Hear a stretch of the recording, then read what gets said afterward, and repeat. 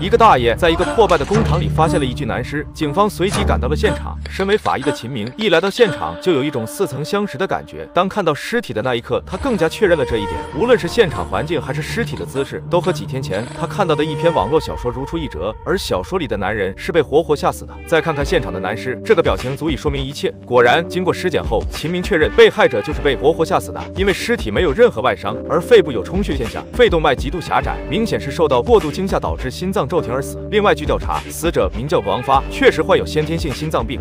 既然患有先天性心脏病，会不会有可能意外死亡？这一推测不能说毫无道理，但是按照正常逻辑，一个患有先天性心脏病的男人不应该大半夜的跑到一个破败的工厂里去，所以不排除有诱导的可能性。一旁的秦明默不作声，此时他的脑海里只有一个疑问：案件为何和小说里描述的一模一样？这到底是巧合还是模仿犯罪，亦或者是凶手就是小说的作者？带着这个疑问，他找到了自己的高中同学方池，此人现在是一家文化传媒公司的老板，认识很多小说作者。秦明拜托他帮忙查一下那个作者。另一边，警方也对王发的社会关系进行了调查，此人生性多疑，还因此得罪了很多人。他甚至怀疑妻子对他不忠，时常对妻子进行家暴，最终导致妻子不堪重负上吊自杀。既然如此，那有没有可能是妻子的家人报复杀人呢？这种猜测也不是没有可能。但王发这个人有很多仇家，也不排除是其他仇家报复。一旁的小警员还开玩笑地说，有没有可能是他妻子的冤魂索命？虽然只是一句玩笑话，但却让秦明瞬间茅塞顿开。能够吓死王发的因素有很多，但他妻子绝对是其中最致命的一种。所以他的结论是，无论凶手是谁，应该是有人诱导王发来到厂房，然后假扮成他的亡妻，吓死了他。就在这时，有人发现秦明先前看过的那篇网络小说更新了。这次的章节名为《就要者死》，描述了一个傲慢的教授被红布包裹着，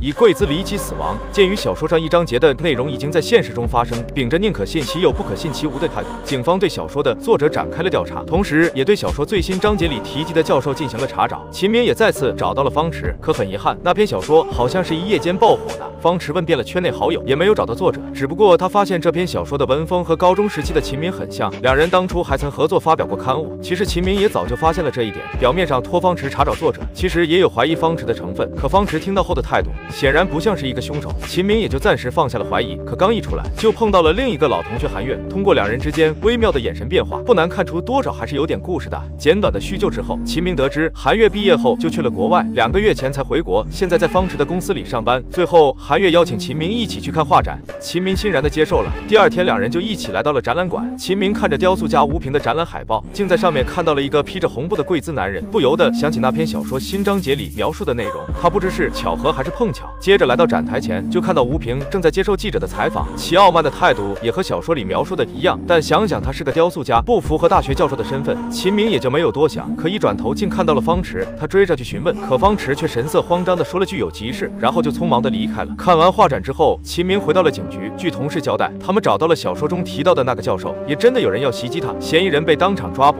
可对其进行审讯后，发现那人只是教授一个学生的父亲，因为教授辱骂他的女儿，才准备教训一下教授，所以他们抓错人了。然而此时另一边的画展上，一个工作人员在吴刚的展台上发现一块红布下竟盖着一个跪着的男人。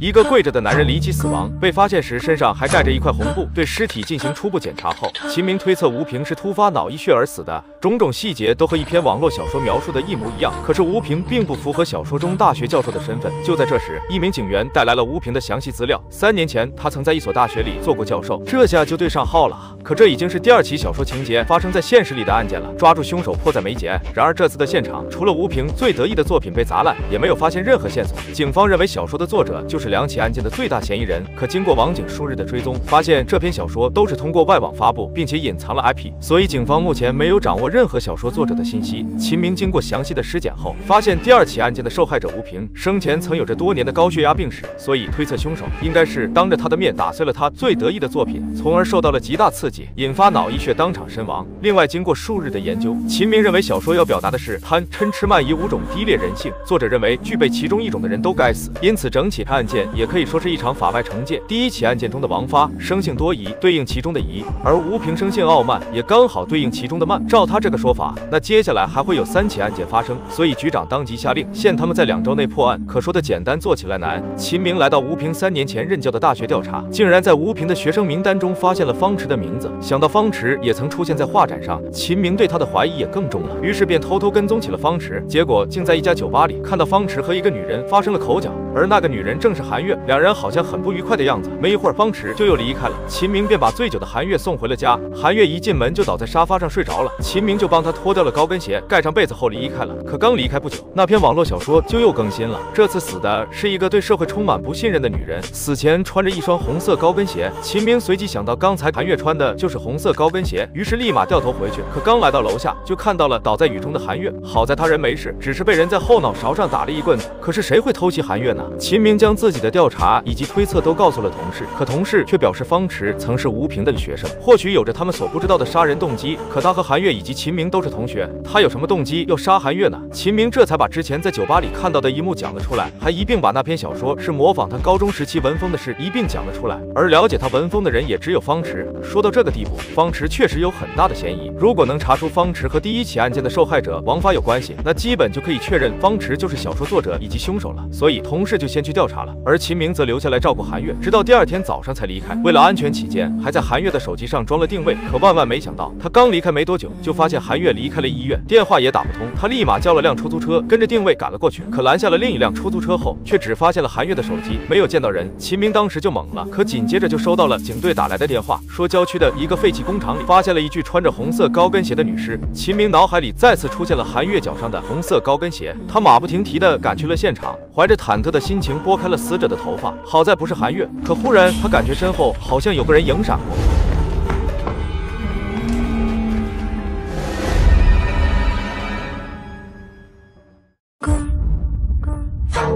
一个穿着红色高跟鞋的女尸，在一个废弃工厂里被发现，尸体面色发紫，没有外伤，身上有残留的花粉。秦明初步推测死者是对花粉过敏，导致呼吸衰竭而死。但是这种废弃厂房里为什么会出现花粉呢？显然是有人把死者诱导到这里，利用其自身的隐形病症杀死了受害者。奇怪的是，这起案件竟然和一篇网络小说中的情节一模一样，并且这已经是最近第3起小说中的案件被还原到现实中。秦明本以为第3个受害者是老同学韩月，好在韩月只是临时接到物业的电话，说家里漏水，赶回去维修的时候不慎把手机落在了出租车上。得知韩月安全了之后，秦明才放下心来展开了调查。第3名死者名叫吴兰心，生前是个仇富心理很强的人，符合小说中贪嗔痴慢疑的5种低劣人性中的嗔，而且他天生患有哮喘病。凶手就是利用这一因素杀害了吴兰心。经过检测，发现他身上的花粉来自紫罗兰，而秦明之前在方池的办公室里就见过紫罗兰，因此他更加怀疑凶手就是方池。他们推断方池是利用韩月误导警方的办案方向，假装乘务业骗走韩月，从而才有机会对吴兰心下手。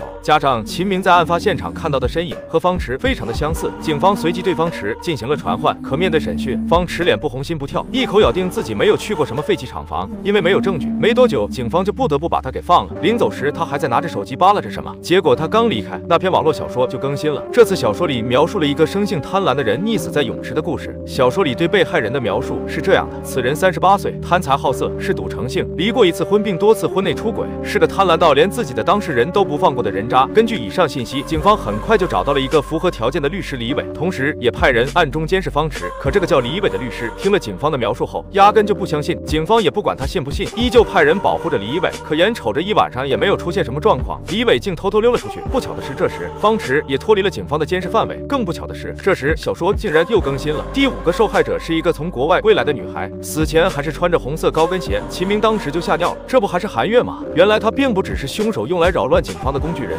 秦明立即赶去了韩月家中，可敲了几声之后却没有回应。刚要转身离开，却听到房内传来了奇怪的动静。破门而入后，却有一把刀架在了他的脖子上，而他身后的人正是方池。可他却反咬一口，说秦明被判了理想，变成了一个杀人魔。秦明一脸蒙圈，但下一秒他又反应了过来，认为方池是故意模仿他高中时的文风，目的就是把罪名嫁祸给自己。秦明趁机打掉了那把刀，然后捡起来对准方池，让他放弃抵抗。因为警方掌握的所有证据都指向了他，可可方池却丝毫不慌，还是一口咬定秦明才是小说的作者。因为从第一篇小说发表之后，他就一直暗中跟踪秦明，并在几起案发现场都看到了秦明的身影，所以怀疑秦明是在利用职务之便进行作案。秦明那叫一个无语啊！我可是个警察啊，出现在案发现场有什么问题吗？可方池还是坚持己见，因为了解那种文风的人只有他们两人。说到这里，秦明猛然意识到，了解那种文风的还有一人，就是现在不见人影的韩月。就在这时，警队打来了电话，他们先前在监控里发现逃掉的李伟偷偷约见了韩月，而对韩月进行调查后，竟发现她正是王发的妻子，她并没有死，而是因为长期遭受王发的家暴，选择了出国。至此，秦明和方池才反应过来，原来韩月才是小说的作者，而他之所以用那种文风，就是让两人相互猜疑，从而有足够的时间完成所有5起案件。然而此时的律师李伟和韩月一起消失在最后一个监控里后，就不见了人影，应该马上就要凶多吉少了。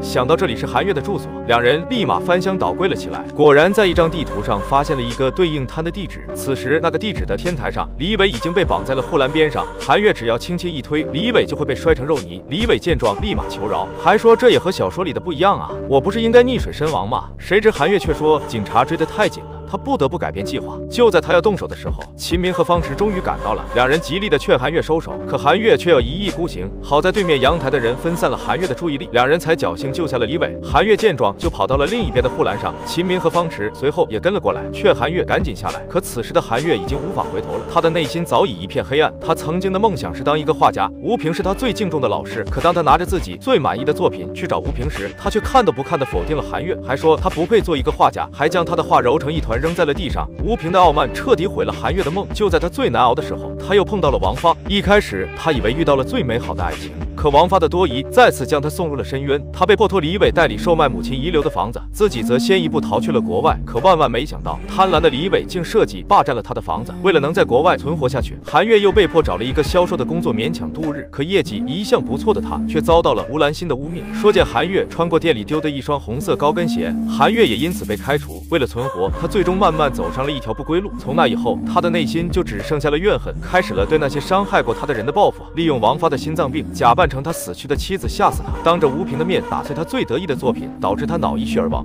利用吴兰心对花粉过敏的症状，引发他的哮喘病窒息而亡。最后的李伟虽然没有死，但他的贪、吴兰心的嗔、吴平的慢以及王发的疑，都导致韩月陷入了报复的执念之中。后来又发现自己身患绝症，时日不多的他最终走上了这条不归路。他自知这是愚痴，刚好对应贪嗔痴慢疑中的痴，所以他最后要杀的人正是他自己。谢谢。